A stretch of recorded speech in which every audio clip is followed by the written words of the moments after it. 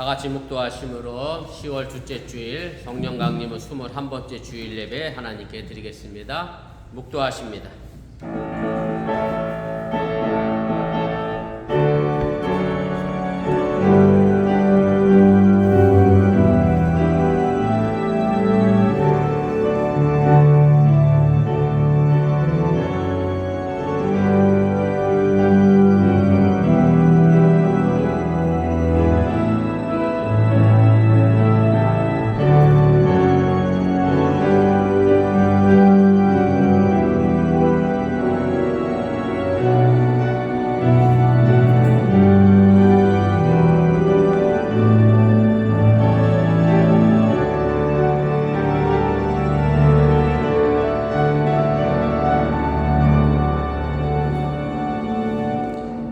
내 영혼아 내가 어찌하여 낙심하며 어찌하여 내 속에서 불안해하는가. 너는 하나님께 소망을 두라.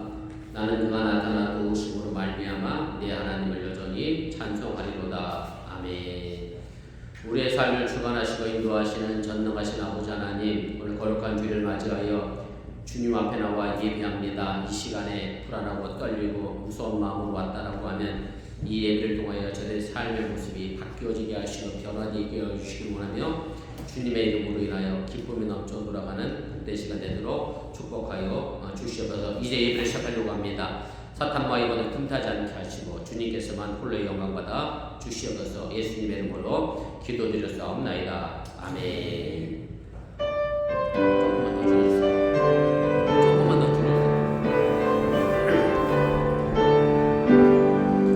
지난 일의 동안에 예수 인도했으니 주의 전에 모여서 감사 찬송합니다. 가장 복된 일하는 하늘 안식교로다. 가장 복된 일하는 하늘 안식교로다. 주의 공로 힘입어 은혜 주신 빌때에 화목하게 하시고 죄를 벗겨주소서. 세상 걱정 버리고 은혜 받게 하소서. 세상 걱정 버리고 은혜 받게 하소서. 하나님의 이름을 찬송하러 왔으니 모임 중에 계시고 영광 나타내소서. 기쁜 하늘 잔치에 참여하게 하소서. 기쁜 하늘 잔치에 참여하게 하소서. 주의 깊은 복음을 모두 듣게 하시고 주의 은혜 베풀어 위로하여 주소서. 주님 오실 때까지 이 날 지키리로다. 주님 오실 때까지 이 날 지키리로다.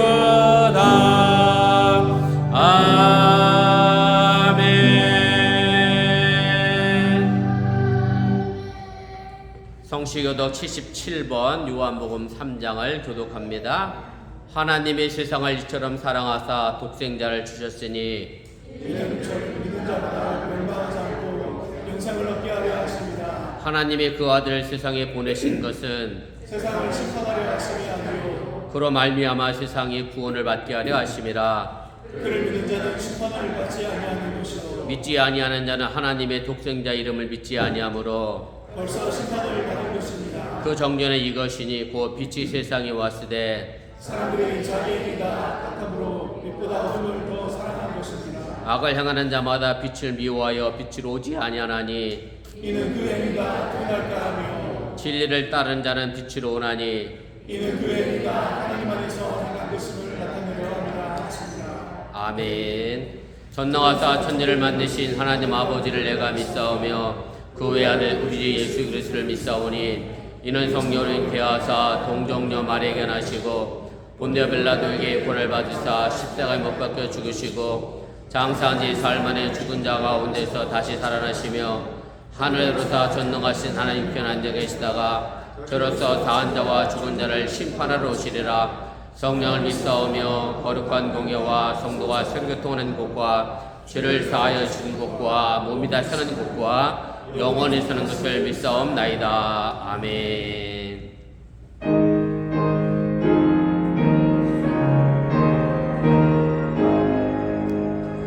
만국의 품은 하나님 온 백성 찬송 드리고 저천사여 찬송하세 찬송 성부 성자 성령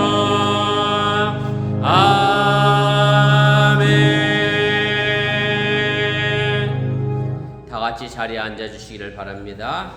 이 시간을 위해 제가 기도하겠습니다. 우리의 삶을 주관하시고 인도하시는 전능하신 아버지 하나님, 거룩한 주일을 맞이하여 오늘 시간 주님 앞에 나와 예배합니다.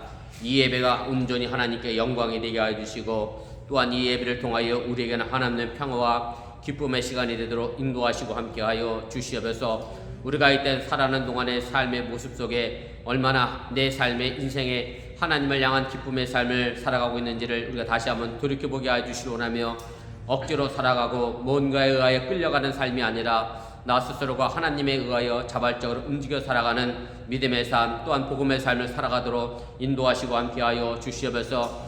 예수님께서 베드로와 안드레를 부르시면서 사람을 낚는 어부가 되게 하시겠다라고 하는 그 말씀을 우리가 기억합니다. 우리가 이 땅에 살아가는 동안에 물질만 낚는 어부로서의 삶의 모습이 아니라 이 땅에서 예수님의 사랑과 참된 복음을 전하면서 사람에게 예수님의 복음을 전하는 사람을 낚는 어부로서의 삶을 우리가 감당하고 있는지 우리 자신을 돌이켜보면서 여전히 부족하고 연약하지만 그 일들을 감당해 나가기 위하여 늘 기도하며 결단하는 그런 믿음의 역사를 이루게 하여 주시옵소서. 베드로가 주는 그리스도시여 살아계신 하나님이라고 고백했지만 그럼에도 불구하고 그는 예수님을 3번 모른다 부인했고 12명의 제자들이 예수님께서 십자가에 못 박혔을 때에 자신도 죽을까봐 모두 도망쳐 버렸습니다. 그러나 그들이 부활의 주님을 만나고 나서 삶의 변을 만들어 갔던 것처럼 내 삶이 여전히 연약하고 부족하지만 그럼에도 불구하고 서서히 완성되어져가는 믿음의 삶을 살아가게 도와주시고 이 땅에서 온전히 성화하며 더 나아가 영화하는 믿음의 역사를 이룰 수 있도록 축복하여 주시옵소서. 이곳에 귀한 재단 우리 어번교를 세워주시고 이제까지 복음을 전하게 하시니 감사합니다. 이 복음이 날마다 이 어번교를 통하여 나타나며 증거되어지게 하여 주시기 원하며 비록 우리 어번교가 적은 수가 모여 함께 예배하지만 하나님의 마음을 시원케 하고 하나님의 마음을 기쁘게 하는 그런 교회로서의 역할을 충실히 감당해 나가도록 인도하시고 함께하여 주시옵소서. 지난주에 우리 한국에서는 좋은 소식이 전하여졌습니다. 노벨 문학상이라고 하는 놀라운 역사를 만들어낸 우리 한국의 작가가 있는데 그 작가가 인터뷰를 거절하면서 이렇게 이야기를 합니다. 이 땅에 여전히 수많은 전쟁으로 많은 사람들이 죽어가고 있는데 무슨 잔치가 있어 내가 인터뷰를 하겠느냐라고 말씀하고 있는데 주 이 시간에 여전히 우크라이나의 전쟁으로 인하여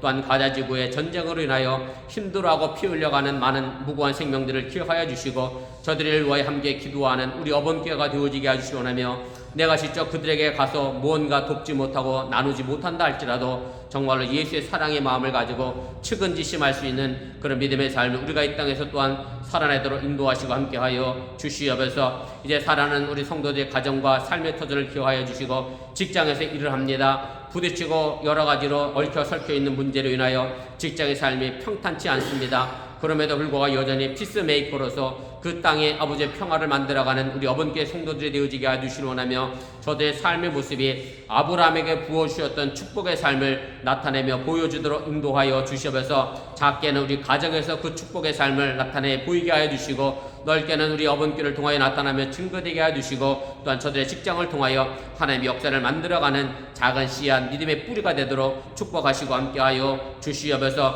이 환절기에 감기로 인하여 또 열로 인하여 많이 아파하는 우리 자녀들 있사오니 강건하게 하여 주시고 오늘도 아파서 함께하지 못한 이들도 또한 있사오니 기억하여 주시며 우리 사랑하는 성도들 이 환절기에 감기로 인하여 또한 코로나로 인하여 어려움되지 않도록 하나님께서 눈동자까지 지키시고 보호하여 주시옵소서. 오늘도 찬양을 위하여 준비한 우리 마태 속회 복의 복을 도와해 주시고 인도자님과 우리 속장님을 비롯하여 많은 속돈들의 마음을 같이하여 찬양하오니 그 찬양을 통하여 우리가 기뻐 받아 하나님이 받아 주시옵시고 또한 그 찬양의 소리를 통하여 우리의 마음이 열려지게 하여 주시옵소서. 지금도 예배드리고 있는 우리 주일학교와 유스를 기여하여 주시고 이를 위하여 애쓰고 수고하시는 선생님들의 수고 또한 헛되지 않게 해주시기를 원하며 우리 어린 자녀들이 믿음 안에서 바르게 성장해 나가도록 또한 축복하여 주시옵소서. 이 시간 보잡한 너의 말씀을 전할 때도 사람의 모습을 주의 십자에 뒤에 감추시고 하나님의 능력의 말씀을 태어나는 귀한 시간 되도록 인도하여 주시옵소서. 이 모든 말씀 예수님의 이름으로 축복하며 기도드렸사옵나이다. 아멘. 하늘에 계신 아버지 이름 거룩하사 주님 나라 임하시고 뜻이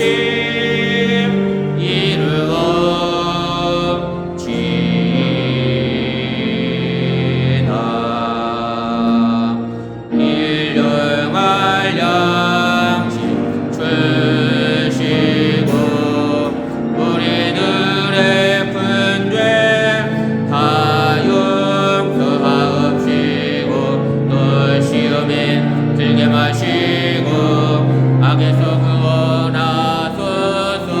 대개 주의 나라 주의 권세 주의 영원히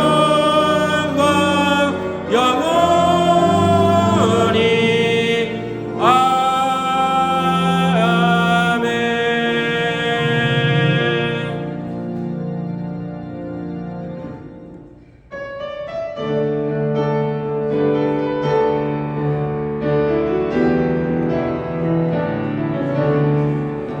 예수를 나의 구주 삼고 성령과 피로써 거듭나니 이 세상에서 내 영혼이 하늘의 영광 누리도다. 이것이 나의 간증이요 이것이 나의 찬송일세. 나 사는 동안 끊임없이 구주를 찬송하리로다. 온전히 주께 맡긴내요. 사랑의 음성을 듣는 중에 천사들 왕래하는 것과 하늘의 영광 보리로다. 이것이 나의 간증이요 이것이 나의 찬송일세. 나 사는 동안 끊임없이 구주를 찬송하리로다. 주 안에 기쁨 누림으로 마음의 풍랑이 잔잔하니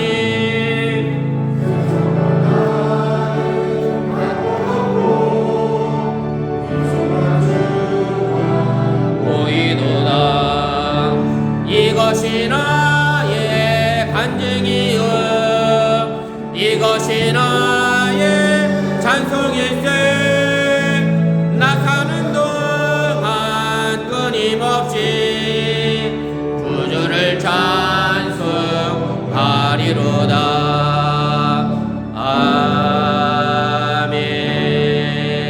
아멘. 저희들을 푸른 초장으로 인도하셔서 늘 실만한 밀가루 인도하시는 전능하신 아버지 하나님, 주님 앞에 나와 예배하면서 우리 사랑하는 어번교회 성도들이 빈손으로 나오지 않고 정성껏 귀한 예물을 드렸습니다. 이 물질이 억지로나 인색함으로 들여진 물질이 아니라 늘 기뻐 즐겨내는 물질이 되게 하여 주시고 이 물질을 통하여 하나님 나라의 저대 복을 쌓아나갈 수 있도록 인도하 주시려하며 이 땅에서 또 살아가는 동안에 물질의 문제로 인하여 염려하려 걱정하지 않도록 하나님께서 늘 풍성함으로 넉넉함으로 갚아주시고 채워주시옵소서. 11조를 드렸습니다. 하나님이 약속하신 것처럼 저대 창고가 저도 넘쳐나게 도와주시고 감사의 예물을 드렸사오니 범사에 감사할 조건이 채워지게 해주시기 원하며 주인공 헌금을 또한 드렸사오니 손길 닿는 곳에 주님의 영광과 또한 향기가 드러나도록 인도하시고 축복하여 주시옵소서. 이 모든 말씀 예수님의 이름으로 축복하며 기도드렸사옵나이다. 아멘. 감사합니다. 자리에 앉아주시기를 바랍니다.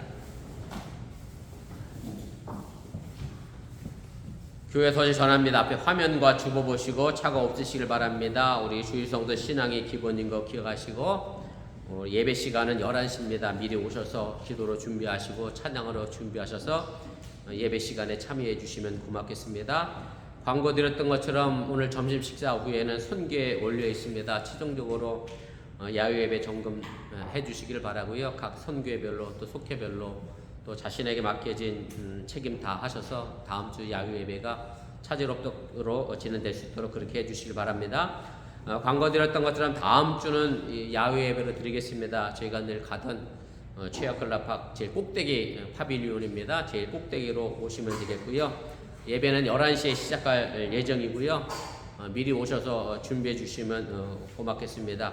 제가 그 파빌리온 예약하면서 얘기를 들었는데 올해 입장료는 4불이라는 것 같아요. 작년에 4불 냈어요, 우리? 작년에 그렇게까지 안 냈던 것 같아요. 하여튼 올해는 4불이래요. 4불입니다. 개인적으로 1인당입니다. 차당이 아니라 그렇게 하시고 입장료는 개인적으로 좀 지불하셔서 제일 꼭대기 파빌리온으로 올라오셔서 예배에 준비해 주시기 바랍니다. 우리가 11시 예배 마치고 바로 식사하려고 하면 남성교회는 그 전에 오셔서 미리 불을 좀 지피고 고기를 굽기를 시작하셔야 아마 예배 마치고 바로 식사할 수 있으니까 우리 남성교회와 특별히 청년들도 함께 참여하셔서 미리 오셔서 준비해 주시면 좋겠고요. 제가 오늘 일부 유수 애들한테 10시까지 오면 시간이 딱 맞는다고 그랬어요. 네, 미리 오셔서 준비해 주시면 고맙겠습니다. 그리고 오늘 기도가 우리 박지현 지사님인데 이맘때 되시면 늘 기침 때문에 고생하시는데 위에서 좀 기도해 주시고 제가 알기로는 혜은이도 오늘 아파서 못 나왔고 로아가 열이 많이 나서 유전 지사님도 함께하지 못했습니다. 아무튼 두루두루 안 보이시는 분들 위해서 기도해 주시고 아픈 분들 위해서도 기도해 주시고 지난주는 나린이가 아파서 학교에서 조퇴를 했다고 그런 얘기도 들리고 아무튼 환절기 아이들 학교에서 아마 감기가 많이 심한 것 같은데 위해서 서로 기도해 주시면 고맙겠습니다. 제가 뭐 또 알아야 될 다른 광고 있나요? 네, 다른 광고 없으시면 우리 하나님 말씀 보도록 하겠습니다. 오늘 하나님 말씀 마가복음 6장입니다. 마가복음 6장 17절 말씀부터 29절까지 읽고요. 다 읽으려니까 좀 제가 길어서 건너뛰었습니다. 34절 말씀부터 44절까지입니다. 이렇게 차례대로 교도가시고 마지막 44절은 우리가 함께 읽도록 그렇게 하겠습니다. 전에 헤롯이 자기가 동생 빌립의 아내 헤로디아에게 장가든 거로 이 여자를 유하여 사람을 보내어 요한을 잡아 옥에 가두었으니 이는 요한이 헤롯에게 말하되 동생의 아내를 취한 것이 옳지 않다 하였습니다. 헤로디아가 요한을 원수로 여겨 죽이고자 하였을 때 하지 못한 것은 헤롯이 왔을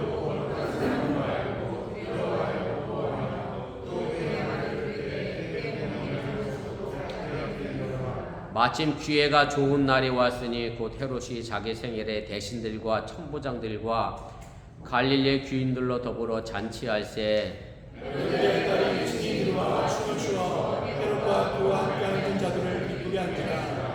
요한이 그 소녀에게 이르되 무엇이든지 내게 원하는 것을 내게 구하라. 내가 주리라 하고 또 맹세하기를 무엇이든지 내게 구하면 내 나라의 절반까지라도 주리라 하거늘 그가 나가서 그 어머니에게 말하되 내가 무엇을 구하리이까. 그 어머니가 이르되 세례 요한의 머리를 구하라 하니 그가 곧 왕에게 급히 들어가 구하여 이르되 세례 요한의 머리를 소반에 얹어 곧 내게 주기를 원하옵나이다 하니 왕이 심히 근심하나 자기가 맹세한 것과 그 한전자들로 인하여 그를 변화할 수 없느니라. 왕이 곧 쉬병 하나를 보내어 요한의 머리를 가져오라 명하니 그 사람이 나가 옥에서 요한을 목베어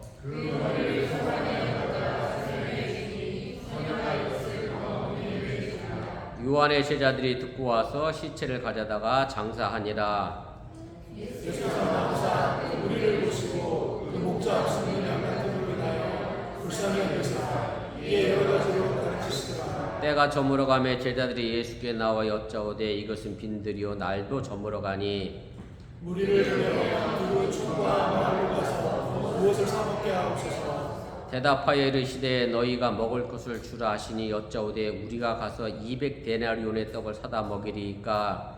이르시되 너희에게 떡 몇 개가 있는지 여서 보라 하시니 나를 보고 이르되 떡 5개와 물고기 2마리가 있더이다 하거늘. 제자들에게 명하사 그 모든 사람으로 때를 지어 푸른 잔디 위에 앉게 하시니 때로 100명씩 때로 50명씩 앉은지라. 예수께서 떡 5개와 물고기 2마리를 가지사 하늘을 우러러 축사하시고 떡을 떼어 제자들에게 주어 사람들에게 나눠주게 하시고 또 물고기 2마리도 모든 사람에게 나누심에 남은 떡 조각과 물고기를 12바구니 차게 거두었으며 떡을 먹은 남자는 5,000명이었더라.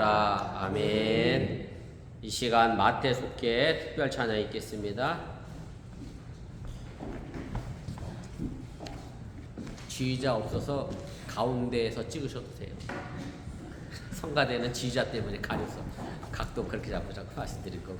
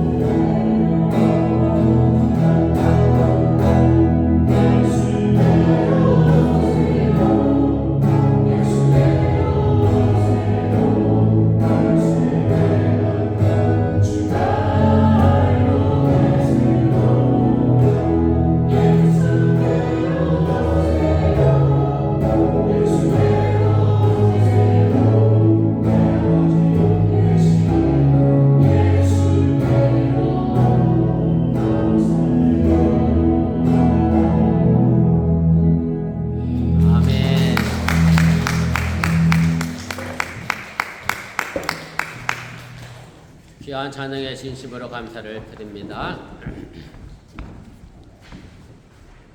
우리나라 유교 전통을 보면 남녀 7세 부동석이라고 하는 말이 있습니다. 7살이 되면 남자와 여자랑 같은 자리에 앉지 말아야 한다라고 하는 얘기인데, 요즘은 남녀 7세가 되면 자동으로 같이 앉는데요.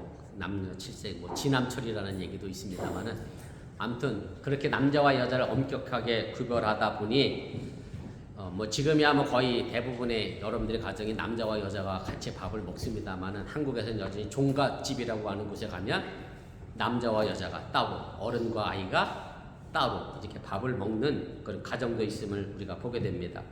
같은 상에서 밥을 먹는다는 것을 가지고 우리가 겸상이라고 이야기합니다. 겸상을 한다는 것은 서로가 아주 가깝다는 것을 의미합니다. 그러다 보니 한국 사회에서는 아랫사람이 이제 높은 사람과 같이 밥을 먹는 것 자체가 영광으로 되어 있고, 한국 사람들이 그래서 서로 친하다는 것을 표현하기 위해서 자주 하는 말이 있잖아요. 언제 한번 밥 먹자. 제가 여러 번 했지만 그래서 제가 밥 먹어본 적은 거의 없습니다. 그냥 인쇄치레로 하는 말이 이런 문화 속에서 생겨난 것이 아닌가 그런 생각을 하게 됩니다. 그런데 예수님은 이렇게 구별되고 나누던 시대에서 같이 밥을 먹는 밥상 공동체를 만들어 주셨습니다. 사실 이것 자체가 놀라운 파격이고, 예수님 당시에는 감히 상상도 할 수 없는 일을 예수님은 스스로 하셨던 것을 여러분들이 깨달으시길 바랍니다. 지금 새벽기도 시간에 제가 민수기를 읽어 나가고 있습니다. 레위기와 민수기에서 가장 많이 나오는 내용 중에 하나가 뭐냐면 정한 것과 부정한 것에 관한 겁니다. 좀 더 쉽게 말하면 깨끗한 것과 더러운 것에 대하여 가르쳐 주고 있고, 더러운 것을 만지거나 더러운 것을 접촉한 사람과 같이 더러워지기 때문에 그 더러움을 없애기 위해서 항상 정결 예식을 강조하고, 또 어떻게 제사해서 내 더러움을 씻어내야 할 것인가를 알려주는 것이 레위기와 민수기서에 나와 있는 그런 내용들입니다.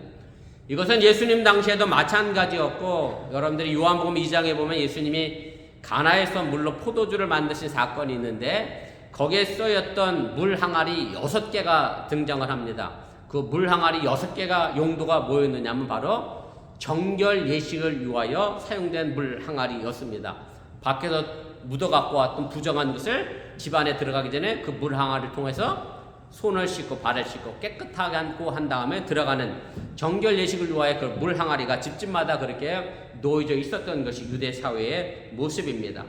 그래서 유대인들은 정한 것과 부정한 것을 철저하게 구별하여 지켰고, 부정한 것 근처는 지금도 가지 않고 있고, 여러분들이 아시는 것처럼 여전히 돼지고기가 대표적으로 부정하다 해서 먹지 않고 멀리하는 것을 여러분들도 아시고 있을 겁니다. 또 하나의 예를 든다라고 하면 사도행전 10장을 보면 베드로가 기도 중에 환상을 보게 되는데, 하늘에서 보자기가 내려오게 됩니다. 그리고 그 보자기 안에는 각종 네 발 가진 짐승과 기는 것과 공중에 나는 것들이 들어있었고, 하나님의 음성이 들려지는데 베드로에게 그것을 잡아 먹으라라고 음성이 들려집니다. 그랬더니 베드로가 그 음성을 듣고 나서 사도행전 10장 14절에 이렇게 말합니다. 베드로가 이르되 주여 그럴 수 없나이다. 속되고 깨끗하지 아니한 것을 내가 결코 먹지 아니하였나이다. 베드로도 하나님이 먹으라 했음에도 불구하고 그것을 먹지 않았고, 결론적으로 말씀드리면 내가 깨끗하다고 말한 것을 왜 네가 부정하다 하느냐라고 하면서 베드로를 이방인에게 보내요. 고넬료에게 보내요. 하나님의 복음을 전하게 하는 사건으로 이 환상이 등장을 하게 됩니다. 예수님 당시 이렇게 철저하게 자신들이 구별되었다라고 생각하는 사람들이 있었습니다. 바로 바리새파 사람들입니다. 바리새인들이라고 표현을 합니다. 바리새인은 히브리어 페루심이라고 표현합니다. 이 단어는 분리시키다라는 뜻을 가진 동사 파라슈에서 나온 말로, 쉽게 말하면 분리된 사람, 구분된 사람이라는 의미를 가지고 있습니다. 그래서 바리새인들은 율법을 지키는 데 있어서 일반 사람들과는 정말로 근본적으로 다른 태도를 가지고 있었고, 율법을 통해 거룩함이 이룰 수 있다고 생각했기 때문에 말 그대로 율법을 철저하게 지켰던 그런 사람들입니다. 그러면 이렇게 철저하고 분리되고 구별된 이 바리새파 사람들은 누구랑 같은 상에서 밥을 먹었겠는가를 생각해 보면 당연히 부정한 사람들과는 절대로 밥을 먹지 않았고, 요즘식으로 하면 아침에 만나서 서로 악수로 인사 나누지도 않았습니다. 왜냐하면 손 만지는 것 자체가 부정을 타는 것이기 때문에, 더러워지고 부정한 사람이 되기 때문에 그렇게 부정한 사람을 멀리 떨어져 구별된 삶을 그렇게 살아냈습니다. 그런데 이런 시대 상황 속에서 예수님은 누구랑 밥을 먹었는가 하면, 그때 당시 가장 천한 사람들, 말 그대로 부정한 사람들과 같이 밥을 먹었기 때문에 예수님의 행동 자체가 굉장히 파격적이었고 그 사회 질서를 무너뜨리는 행동이었다라고 해도 틀리지가 않는다는 말씀입니다. 오늘 설교의 결론을 먼저 말씀드리면, 예수님은 떡 5개와 생선 2마리로 많은 사람을 먹였는데, 바로 예수님이 구분하고 분리하는 장벽을 무너뜨렸고 사랑의 마음으로 이 많은 사람들을 살리는 사랑의 밥상을 함께 나누었다고 하는 사실을 여러분들이 믿으시길 바랍니다. 누구나 식탁을 대하고 먹습니다. 그러나 입으로 들어간다고 해서 다 먹는 것이 아닙니다. 여러분들이 급하게 밥을 먹을 때 이렇게 흔히들 표현하잖아요. 내가 밥을 어디로 먹었는지 모르겠다, 코로 먹었는지 입으로 먹었는지 모르겠다 라고 이야기할 때가 있습니다. 아무리 진수성찬이 차려져 있어도 밥상 앞에서 싸움하고 나면 그 밥을 먹는 것은 모리알 씹는 것처럼 깔깔할 수밖에 없습니다. 아마 여러분들이 이를 한 번쯤 어렸을 때 경험해 보셨을 것 같은데, 아마 여러분들도 이미 자녀들에게 그렇게 하셨을 수도 있는데, 밥상 앞에서 밥을 먹고 있는데 해필 지난주에 중간고사를 봤네요. 성적이 가가 나왔어요. 아버지한테 엄마한테 성적이 그게 뭐냐 막 야단을 맞으면, 그 앞에 아무리 계란 반찬 우리식으로 얘기하면 덴뿌라가 볶아져 있어도 그 밥이 얼마나 그게 맛있겠어요. 밥 먹기가 싫어지죠. 밥상 자리에서 일어납니다. 아마 여러분들 자녀들한테 밥 먹으면서 한 번쯤 다 하셨을 수도 있을 거고, 또 밥 먹다가 부부싸움 하는 집도 가끔 있어요. 그죠? 예, 그러면 그 밥이 뭐 그렇게 맛있겠습니까? 아무리 잘 차려져 있어도, 아무리 좋은 곳에 가서 식사를 해도 싸우고 나면 그 밥맛은 말 그대로 밥맛이 떨어져서 밥을 먹을 수 없게 된다라고 하는 얘기입니다. 그러나 김치 하나 넣고라도 라면을 먹더라도 마음 편히 먹으면 그것만큼 맛있게 밥을 먹을 수 있는 방법도 없다는 사실을 여러분들이 기억하시길 바랍니다. 우리는 오늘 본문 말씀 속에서 두 식탁을 만나게 됩니다. 하나는 본문 21절에서부터 29절에 차려진 헤롯 안티파스라는 왕의 생일 식탁입니다. 본문 17절에는 그냥 헤롯이라고 되어 있습니다만은 그 원래 이름은 헤롯 안티파스이고요. 그 아버지가 누구냐면 그 아버지도 헤롯입니다. 예수님 당시 아기 예수님을 죽이려고 했던 헤롯 대왕이 바로 이 본문에 나오는 헤롯의 아버지입니다. 아무튼 왕이 생일을 맞이해서 차려진 생일 식탁에니 온갖 좋은 음식이 차려졌을 것이고 말 그대로 화려한 식탁이 됐을 겁니다. 그리고 그 생일상에 초대받은 사람들도 높은 지위의 손님들이 초대되었는데, 오늘 보면 21절 말씀 보면 대신들과 천부장들과 갈릴리의 귀인들이 초대받아서 그 생일상에 함께 했음을 우리가 알게 됩니다. 그런데 이런 화려한 파티, 진수성찬의 식탁인데도 이 식탁에는 살기가 돌게 됩니다.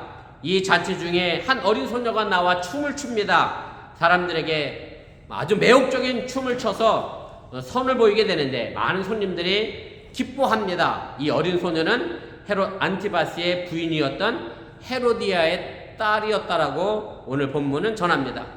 그런데 이 헤롯 안티파스는 부인을 얻었는데 누구랑 결혼했느냐 하면 정확히 얘기하면 이복 동생입니다.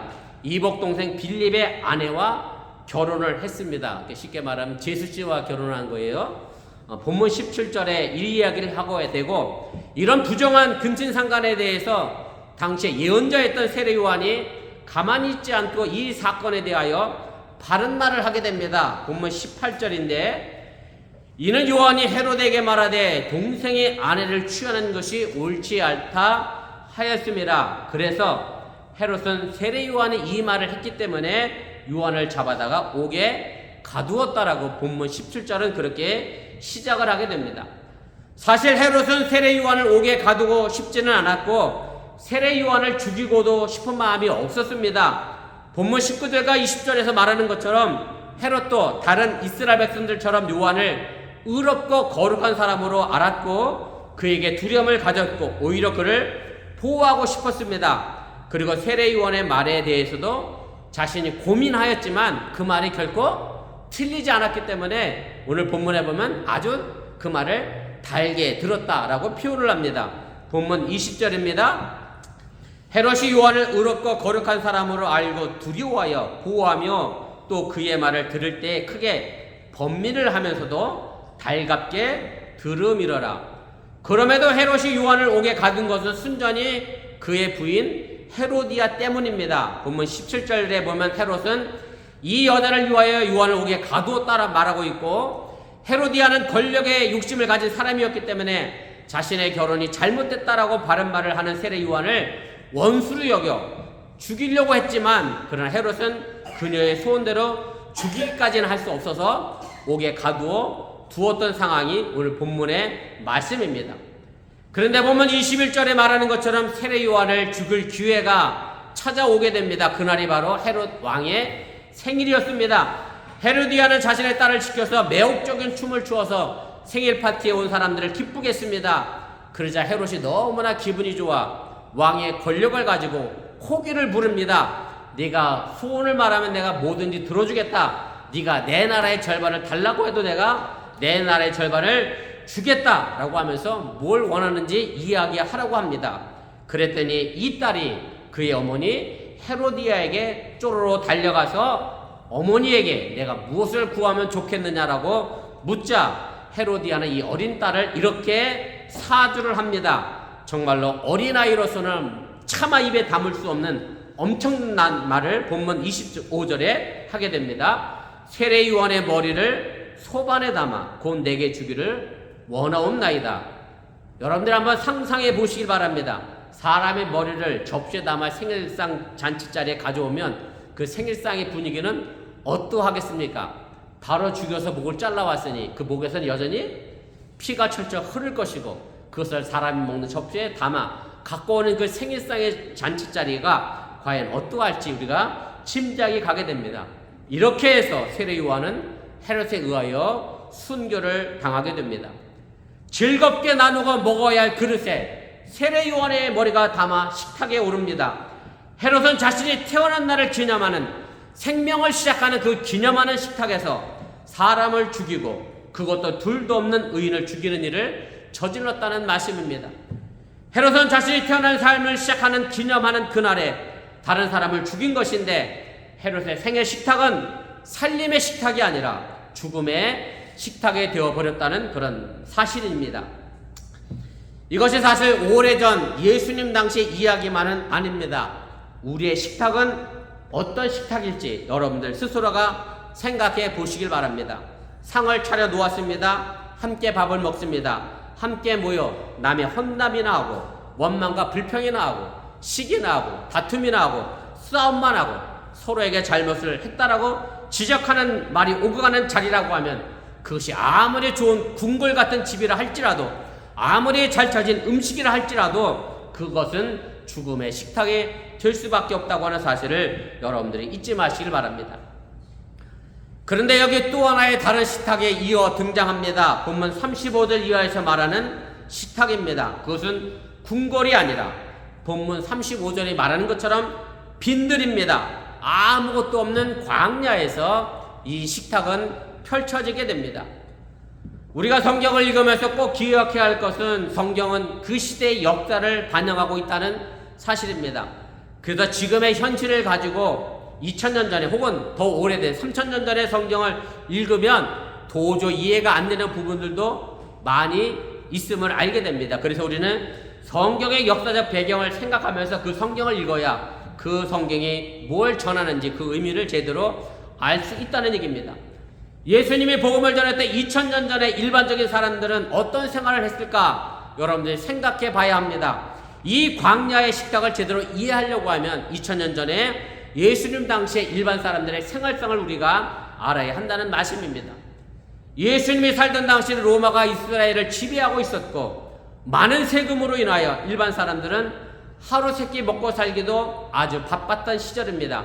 지금처럼이야 경제가 발전해서 돈만 있으면 먹을 것을 사 먹을 수 있는 시대도 아니었기 때문에 많은 가난한 사람들은 정말로 하루 한 끼를 먹는 것이 힘들 정도로 어렵고 가난한 생활을 했다는 얘기입니다. 예수님은 그 가난한 사람들을 보면서 본문 34절에 이렇게 말씀합니다. 그 목자 없는 양 같음으로 인하여 불쌍히 여기사 이에 여러 가지로 가르치시더라. 이것이 바로 예수님 당시 그리고 초대교회 당시 이스라엘의 현실이었습니다. 로마의 앞잡이 노릇이나 하는 헤롯의 탄압이 있었고, 그리고 이 탄압 속에서 고통받는 이스라엘 백성들이 있었고, 그럼에도 불구하고 유대의 종교 지도자들은 이스라엘 백성들에게 희망을 주지 못했고 그 태만을 가지고 있었기 때문에 예수님은 그들을 향하여 목자 없는 양 같다라고 말씀하고 있고, 그래서 예수님은 이들에게 목자로서의 가르침을 주고 있음을 여러분들이 깨달으시길 바랍니다. 이 오병이의 기적이 단순히 예수님의 기적을 보여주기 위한 것이라고 하면 많은 가난한 사람들이 못 먹어서 지금 너무 배가 고파서 예수님이 불쌍히 여겼다라고 이야기했어야 하는데, 마가복음 저자는 그 사람들이 배가 고파서 예수님이 불쌍히 여겼다라고 말하지 않습니다. 그 백성들을 불쌍히 여긴 것은 그들을 바른 길로 인도해가는 목자가 없었기 때문에 예수님은 그들을 불쌍히 여겼다라고 말씀하셨고, 백성들에게 목자가 되어주셨고 그들을 구원하는 구원자 메시아 그리스도가 되셨음을 알려주는 것이 오늘 이 오병이의 기적의 사건의 핵심임을 여러분들이 기억하시기를 바랍니다. 본문 35절 이하는 바로 이런 가난한 사람들과 함께 예수님이 식탁을 갖는 장면입니다. 35절은 이렇게 시작합니다. 때가 저물어 가매 라고 이야기합니다. 유대인의 하루는 아침부터 시작하지 않습니다. 저녁부터 시작합니다. 유대인들이 안식일을 지키는데 그 안식일은 언제부터냐면 금요일 저녁 해 떨어진 날부터 토요일 해 떨어질 때까지입니다. 그래서 저녁부터 저녁까지가 유대인들의 하루입니다. 그래서 오늘 여기 때가 저물어 간다라고 하는 얘기는 새로운 한 날이 시작되는 것을 의미합니다. 그리고 그 새날에 예수님과 함께하는 새로운 식탁이 펼쳐지는 것에 대하여 마가복음 저자는 이렇게 설명을 합니다. 본문 35절인데 이것은 빈들이요 날도 저물어가니 무리를 보내어 두루 촌과 마을로 가서 무엇을 사먹게 하옵소서라고 이야기합니다. 그러자 예수님은 의의 말씀을 본문 37절에서 하십니다. 너희가 먹을 것을 주라. 예수님은 사람들로 하여금 마을로 보내 먹을 것을 사먹게 하자는 제자들의 말을 무시한 채 너희가 먹을 것을 주라고 말씀하고 있습니다. 이 말을 들은 제자들이 깜짝 놀라 다시 예수님께 이렇게 묻습니다. 우리가 가서 200데나리온의 떡을 사다 먹이리까? 이 말씀을 통해 제자들은 여전히 배고픈 많은 사람들을 먹이는 문제를 두고 떡을 사는 문제에 집착을 합니다. 제자들에게 관건은 우리가 직접 가서 사 먹든지 아니면 우리가 돈을 가지고 사다가 그 사람들에게 먹이느냐라고 하는 관점을 가지고 바라보고 있다는 얘기입니다. 여기에 바로 천박한 자본주의 논리가 작동을 합니다. 사서 먹이면 되는데 자기 돈이 없다는 것이 제자들의 말입니다. 현실적으로는 틀리지 않습니다. 맞는 말입니다. 그런데 제자들 이 말을 무시한 채 예수님은 본문 38절에 제자들에게 이렇게 말합니다. 너희에게 떡 몇 개가 있는지 가서 봐라. 그러자 제자들은 떡 5개와 물고기 2마리가 있다라고 하면서 그것을 가져옵니다. 그렇게 많은 사람들이 모여 있었는데 그 사람들이 가지고 있었던 음식의 전부가 떡 5개와 물고기 2마리.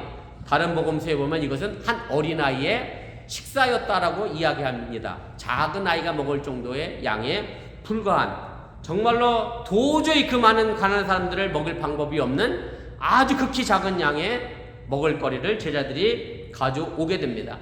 그러나 예수님은 제자들에게 사람들로 하여금 때를 지어 푸른 잔디 위에 앉게 했습니다. 이렇게 모이고 나서 본문 41절은 이렇게 말씀합니다. 우리가 이 말씀은 좀 함께 읽겠습니다. 시작. 예수께서 떡 5개와 물고기 2마리를 가지사 하늘을 우러러 축사하시고 떡을 떼어 제자들에게 주어 사람들에게 나눠 주게 하시고 또 물고기 2마리도 모든 사람들에게 나누심에, 여기에 나타난 동사들이 중요합니다. 5가지 동사가 나옵니다. 가지사, 축사하시고, 떼어, 주어, 나누어 주심에라는 다섯 동사가 등장합니다. 예수님께서 떡 5개와 물고기 2마리를 가지셨습니다. 그리고 하늘 우러러 축사하셨습니다. 여기서 축사하다라고 하는 말, 요즘 한국 인터넷 보니까 문해력 문제가 자꾸 떠오르더만요. 축사라는 말도 잘 이해 못한대요. 결혼식에서 축사한다 그랬더니 애들이 그랬대. 축사는 가축 사는데 아니냐고. 왜 결혼식에서 축사를 하냐고. 실제로 있었던 결혼식 순서에 있었던 얘기래요. 저 깜짝 놀랐어요. 여기서 축사는 그런 뜻이 아닙니다. 영어 성경에 보면 여기 gave thanks라고 되어 있습니다. 감사하는 게 축사입니다. 축복하는 기도 아니고 여기 좀 감사하는 것이 축사입니다. 예수님이 감사하셨다라는 얘기인데, 그런데 가만히 생각해 보면 절대 감사할 수 없는 상황입니다. 이 많은 사람들을 먹이는데 떡 5개와 물고기 2마리가 밖에 없는 이 상황이 정말 감사할 상황이냐라고 저나 여러분들에게 묻는다라고 하면 절대 이건 감사할 상황이 아니라고 대답할 수밖에 없는 현실적인 사실입니다. 그러나 예수님은 감사하셨습니다. 왜냐하면 받은 것이기에 감사했습니다.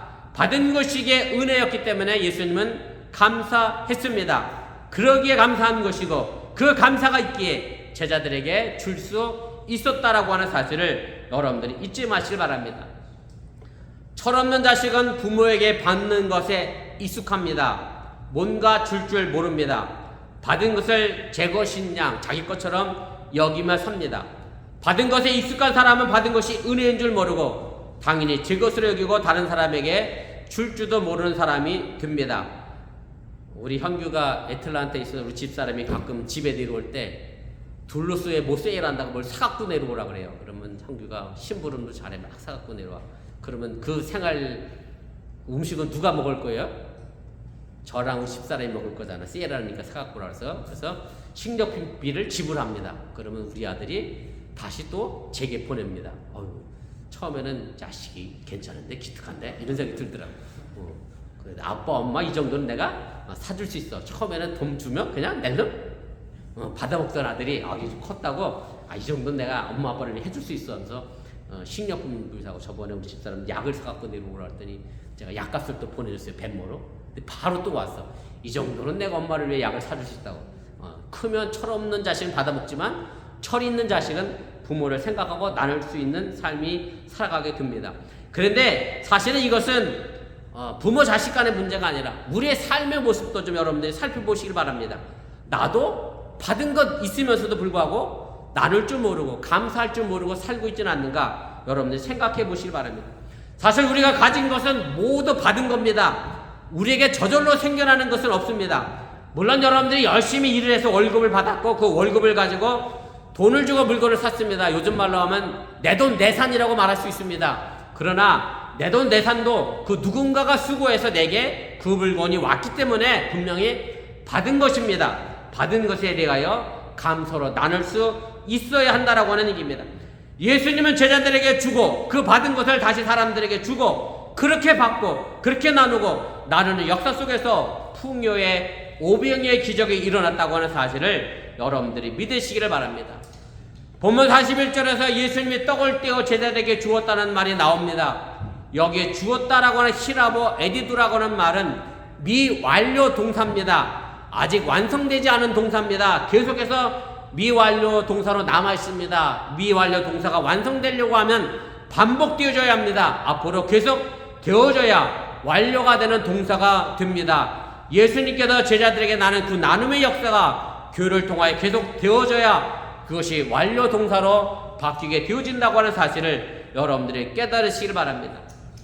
이 사건은 우리에게 너무나 잘 알려진 떡 5개와 물고기 2마리로 남자만 5,000명이나 되는 사람을 먹인 사건입니다.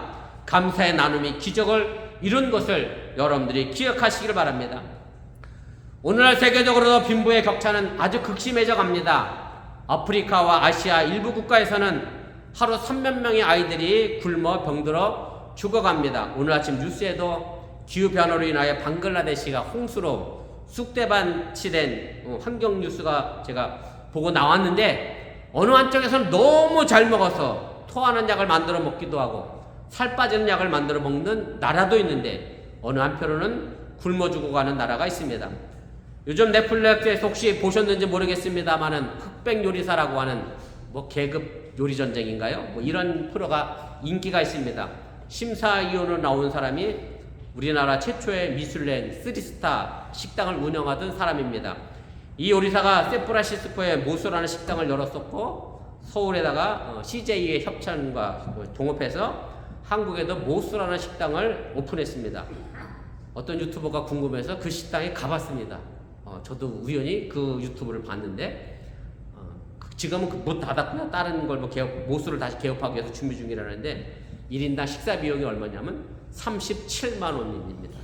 접시가 몇 개 나오냐면 대략 제가 보니까 8접시 정도가 코스로 쭉 나오더라고요. 한 접시에 얼마큼 담아 있었겠어요? 예? 예, 코딱지만한 접시가 나오는데 제가 계산해 봤어요. 이 코딱지만한 음식의 양이 5만 원이야. 깜짝 놀랐습니다. 그래서 제가 그 이야기를 우리 아들한테 해줬더니 우리 아들이 하는 얘기가 나도 한번 나중에 먹어봐야지 그랬는데 제가 아주 혼을 냈습니다. 제가 지금 국제기아대책 사무총장인 정승호 목사님 오셔서 우리 교회에서 창립기념일 설교를 해주신 이후에 아프리카 아이에게 제가 한 달에 35달러를 보냅니다. 사실 여기에 사무실 운영비 빼고 보내는 비용 빼고 나면 이 아프리카 아이에게 실제로 가는 비용은 채 20달러가 되지 않을 거라 저는 생각이 듭니다. 아프리카에는 단 몇 달러가 없어서 굶어 죽는데 아무리 돈이 많아도 이런 식사는 제가 하지 말라고 이야기했습니다. 물론 여러분들에게 뭐 그런 말씀을 드리는 건 아닙니다. 여러분들이 뭐 집 팔아서 가난한 아프리카 사람을 도와주라는 얘기도 아니고 여러분들이 밥 먹다가 뭐 그 아이들에게 뭐 밥값을 나눠주라는 얘기도 아니고 다만 내가 그렇게 하지 못한다 할지라도 또 한편에서 그렇게 어렵게 살아가는 사람들 내가 받은 것을 나눌 수 있는 그런 연속에 살리는 삶을 우리가 살아내는 것이 살리는 식탁임을 여러분들이 잊지 마시길 바랍니다. 오병의 이 사건은 단지 먹을 것만을 말하는 사건은 아닙니다. 왜냐하면 나누어야 할 것들이 먹을 것만을 의미하지는 않기 때문에 그렇습니다. 마가복음 전체를 보면 여기 떡은 사실상 예수님의 가르침과 삶입니다. 예수님이 가르쳐준 나눔과 섬김과 사랑은 나눌수록 커집니다. 12바구니에 가득 찬 것은 단지 떡이 아닙니다. 예수님의 사랑이요, 예수님의 가르침이요, 예수님의 삶이 이 떡바구니에 가득 찼음을 여러분들이 믿으시기를 바랍니다. 오늘 본문 39절 말씀에 보면 많은 사람들을 때를 지어 푸른 잔디 위에 앉게 했습니다. 이것은 시편 23편 1절 2절 말씀을 떠올리게 합니다. 여호와는 나의 목자시니 내게 부족함이 없으리로다. 그가 나를 푸른 풀밭에 누이시며 쉴 만한 물가로 인도하시는도다. 우리는 오늘 이 어번교회라고 하는 푸른 잔디 위에서 우리의 목자이신 주님의 가르침을 먹습니다.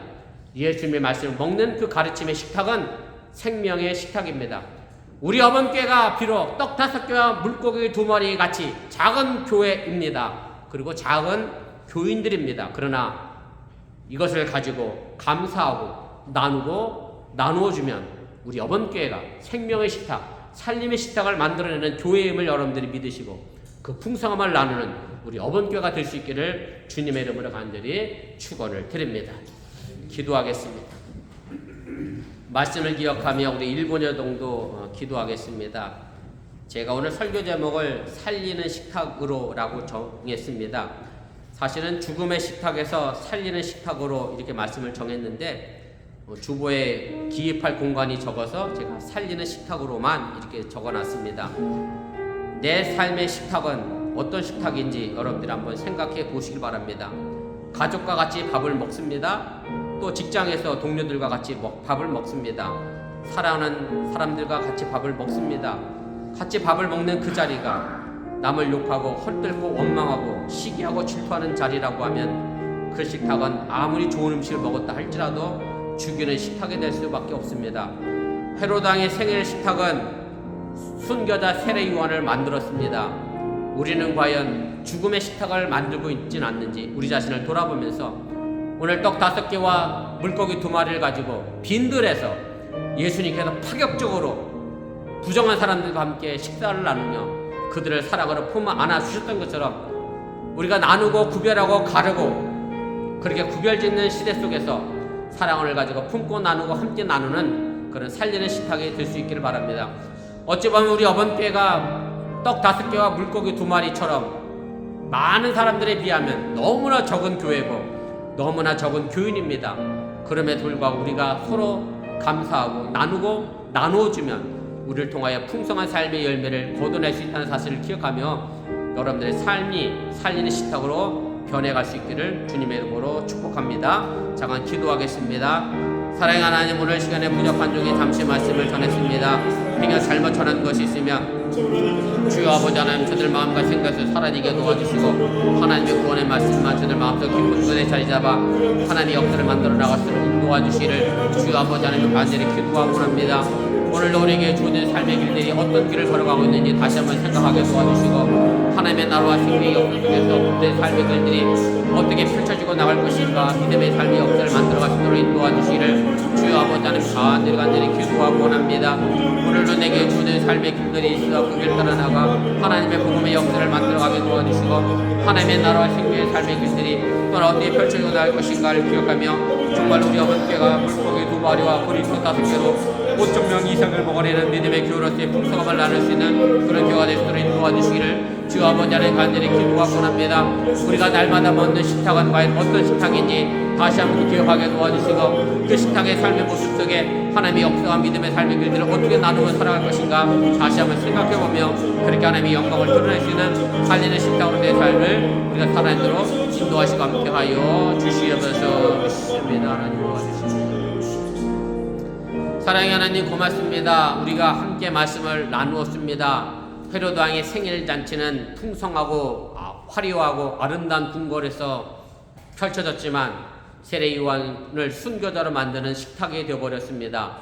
예수님의 식탁은 광야 빈들 아무것도 없는 곳에서 그때 당시 부정하다고 생각했던 사람들과 더불어 식탁을 나누셨습니다.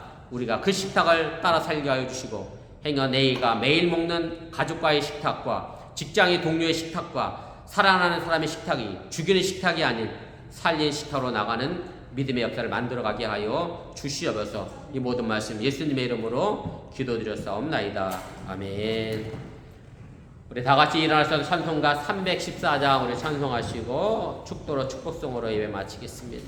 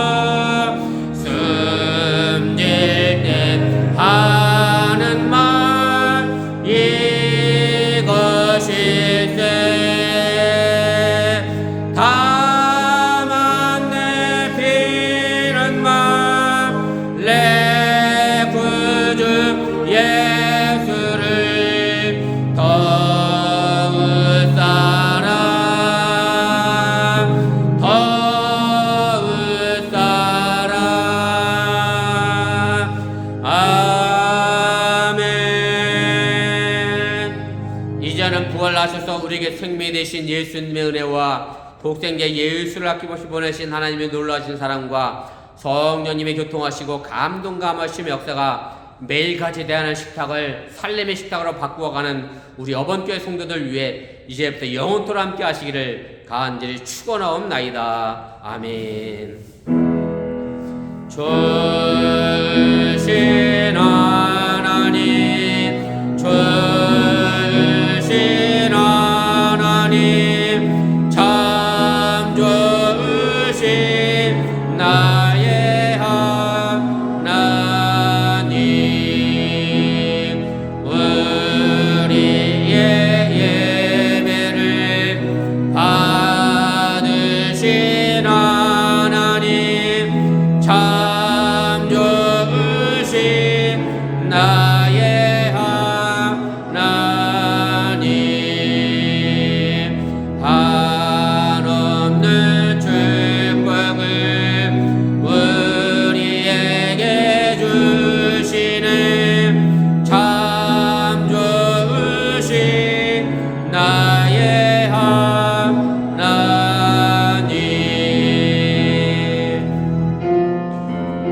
주여 하나님께서 하나님의 없어와 믿음의 삶의 길들을 만들어 나갈 수 있는 복음의 삶의 길들을 선생님으로 하시고 믿으시는 아들에게 나아가며 우리 역사 속에서 과인들이 어떤 삶을 살아가시고 하나님의 뜻을 만들어 나갈 수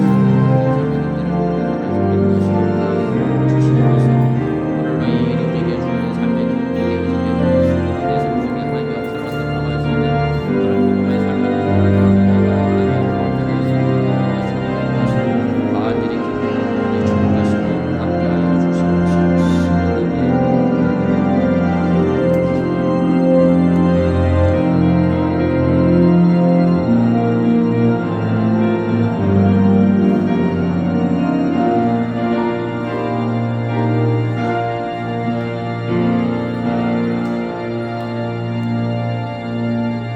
감사합니다. 예배를 마쳤습니다. 환절기에 감기 조심하시고 건강하시길 바랍니다.